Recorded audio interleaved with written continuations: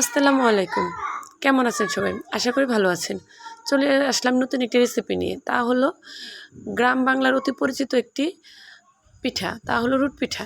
আমি আজকে এই রুট পিঠাটি আপনাদের সাথে খুব সহজ এবং সুন্দরভাবে শেয়ার করেছি। এটি কিন্তু খুব সামান্য উপকরণ দিয়েই তৈরি করা যায়। আর এই পিঠাটি আজকে আমি আপনাদের চুলায় তৈরি করে দেখাবো। এর জন্য এখানে আমি নিয়েছি 1.5 কেজির মতো চর্বিসহ গরুর মাংস। এই গরুর মাংসটা আমি ছোট ছোট করে পিস করে নিয়েছি যাতে রান্না করতে সুবিধা হয়। এইখানে কিন্তু আমি চর্বি সহ ছোট ছোট পিস করে নিয়েছি। 1 কাপ রসুন, 1 কাপ আদা বাটা, 1 কাপ কাঁচামরিচ বাটা এবং নিয়েছি এখানে আমি ধনিয়া গুঁড়ো, মরিচের গুঁড়ো, হলুদের গুঁড়ো, আর নিয়েছি এখানে লবঙ্গ, সাদা এলাচ এবং দারচিনি থেতো করে, আর এখানে নিয়েছি আমি কয়েক টুকরো দারচিনি।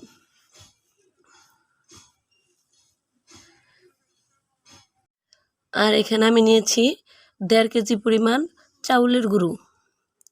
আমি রুটটা কিন্তু আপনাদের আজকে চুলায় করে দেখাবো, কারণ এত বড় রুট কিন্তু ঘেঁষে করা যাবে না।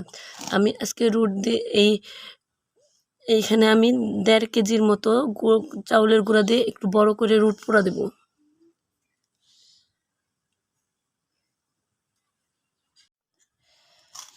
এখন আমি এখানে আগের থেকে যে মশলাগুলো নিয়ে রেখেছিলাম সেগুলো দিয়ে দেবো।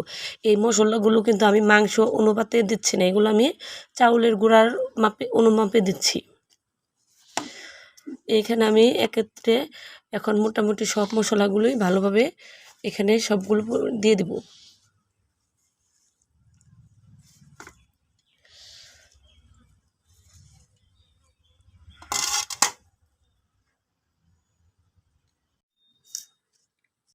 এখানে কিন্তু আমি 1/2 কাপ তেল এবং 1/2 কাপ পেঁয়াজ কুচি দিয়েছি, এটা আমি ভিডিওতে উঠাতে পারিনি। এখন এই সমস্ত মাংসটা সুন্দর করে মাখিয়ে নিয়ে এখানে আমি দিয়ে দিয়েছি পরিমাণ মতো পানি। এখানে কিন্তু অল্প পরিমাণ পানি আমি নিয়েছি, এখানে আমি 1/2 কাপের একটু কম পানি নিয়েছি, কারণ এই মাংস থেকে কিন্তু পানিটা উঠে আসবে। আর এইখানে মাংসটা ছোট ছোট করে টুকরো করা আছে, এর জন্য এখানে খুব বেশি পানি ব্যবহারের দরকার নেই। এখন এটা আমি একটু চুলায় দিয়ে দেবো। এখন আমি চুলায় পরিমাণ মতো পানি দিয়ে বসিয়ে দিলাম। বসিয়ে আমি এটা একটা ঢাকনা দিয়ে ঢেকে দিব। বসিয়ে এটা আমি কয়েক মিনিট ঢাকনা দিয়ে ঢেকে রান্না করে নিব। 15 মিনিট রান্না করার পর আমি ফিরে আসলাম। দেখেন আমার তরকারিটা অনেকটা বলকে উঠে এসেছে এবং মাংসটার কিন্তু ঝোলটা অনেকটা গাঢ় হয়ে এসেছে। এই পর্যায়ে আমি দিয়ে দেব রাঁধুনি সস এবং জিরা, রাঁধুনি সস, মিষ্টি সসের গুঁড়া। এখানে আমি দুই চামচের মতো দিয়ে দিলাম। এরপর আমি আবার একটু নেড়ে চেড়ে নেব। এখানে কিন্তু আমি এক্সট্রা কোনো পানি ব্যবহার করিনি।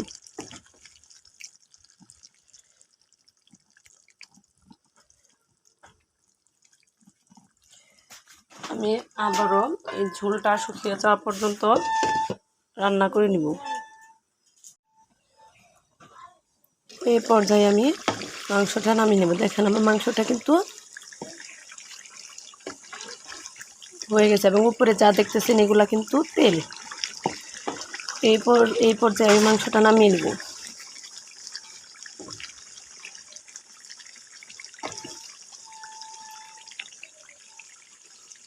এই পর্যায়ে এখন আমি মাংসটা নামিয়ে নিব।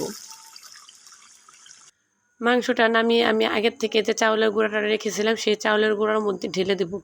এখানে কিন্তু আমি গুঁড়াটা কাঁচাই নিয়েছি, কোনো ভেজে নেই।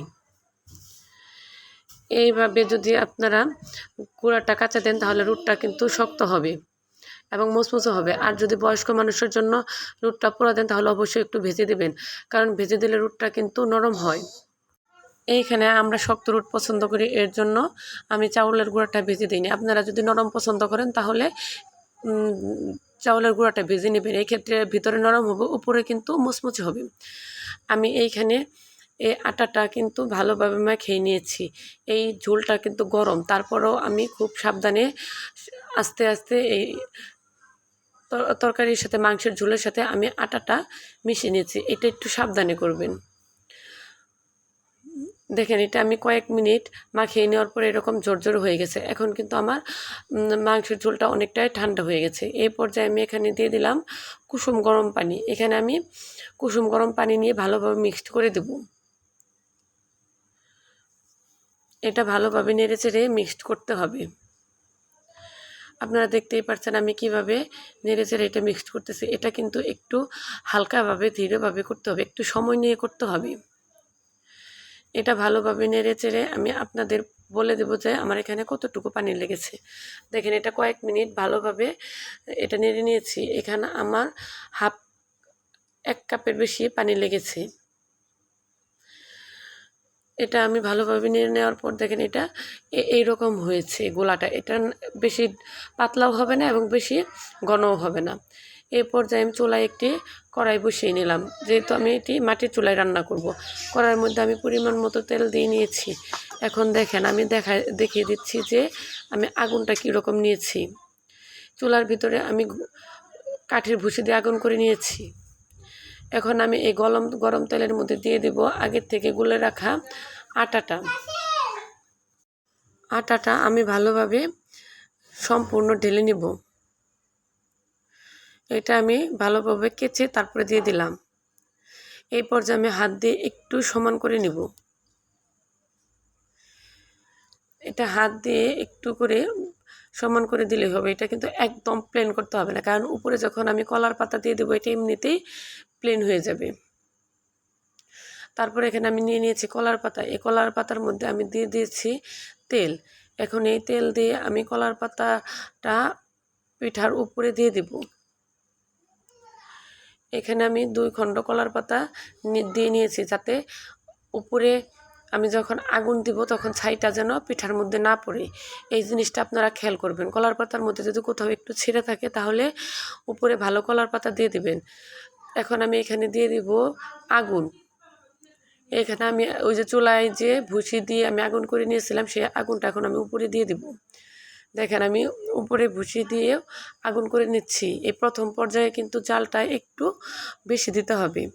এখন আমি দেখিয়ে দিচ্ছি, দেখেন চুলার ভিতরেও জালটা কেমন হয়েছে এবং চুলার উপরে, এখানে উপরে এবং নিচে দুইখানে কিন্তু তাপটা সমানভাবে দিতে হবে। এটা কিছুক্ষণ বেশি করে আগুন দিয়ে পর আমি এটা আগুনটা একটু নিভিয়ে হালকা করে দিয়েছি, কারণ এটা এখন হালকা করে ধীরে ধীরে জ্বলবে। এটা আমি 3 ঘন্টা এইভাবে ধীরে তাপে তারপর রান্না করে নিয়েছি। 3 ঘন্টা পর দেখেন উপর থেকে আমি ছাইটা নামিয়ে নিব। এটা এইভাবে একটু সতর্কতার সাথে একটু নামিয়ে নেবেন, যাতে পিঠার মধ্যে না লেগে যায়। এখানে এই জিনিসটা আমি একটু সাবধানের সাথে করতেছি।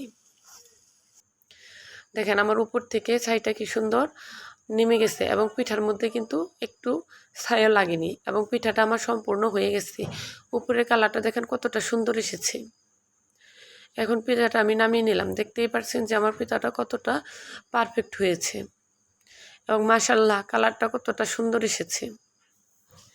এই পিঠাটা কিন্তু অনেকটাই মুচমুচে হয়েছে এবং দেখতেই পাচ্ছেন কতটা সফট হয়েছে এবং সাইডে এরকম মুচমুচে হয়েছে। আমি পিঠাটা কেটে নিলাম। দেখেন ভিতরেও কিন্তু পিঠাটা অনেক সুন্দর হয়েছে। এই পিঠাটা উপর এবং নিচে সম্পূর্ণ সুন্দর হয়েছে, ভিতরে দেখেন কাঁচাও নেই এবং পিঠাটা অনেক।